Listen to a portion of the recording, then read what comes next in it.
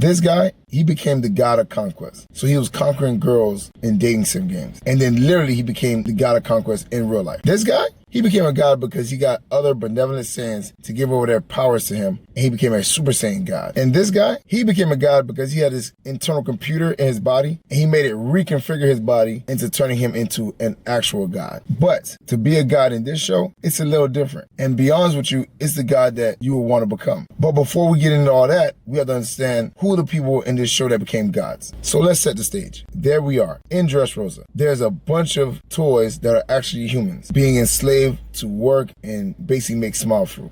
And then here comes a handsome, long-nosed, muscular fellow to set them free. You guessed it, it's Usopp. Usopp comes to set free, obviously, these toys that are working for Doflamingo and, basically creating a smile fruit. And because of that, he liberates them and he's picked up, showed off in the sky. At the same time, Sabo cracks an opening in the ceiling and light shines down on him. And from that moment on, even though he was beaten, battered, and bruised, he was crowned God Usopp with, at that time, a $500 million bounty. The second stage, a young kid looks up to his favorite pirates. He's hungry one day. He sees a strange looking fruit. He consumes it. And then years later, he becomes what we now know as Nika the Sun God. And again, you guessed it, Monkey D. Luffy. Now you're probably asking, Sunda, how is them two any different from the three gods we mentioned before? And how can we actually become those kind of gods in real life? Well, here's the answer to that question. Both the God Usopp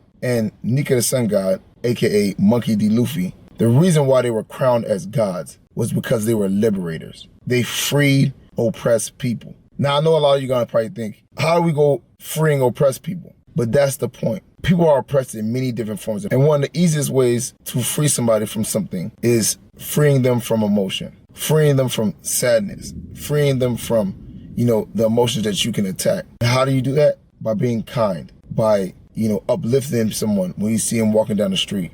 If you see somebody have a bad day, give them a pat on the back. By doing that, you are literally changing the world. And because of that, you in itself are affecting the world for yourself and your future generations, which makes you a god. And another thing that may not make you a god, but will make you another loyal supporter is by liking the video, subscribing, and sharing this with your friends. But literally being the god of emotion for your friends and family and helping them, be happy, be joyous, love themselves, care for themselves is one of the greatest and most realistic things we can do as human beings.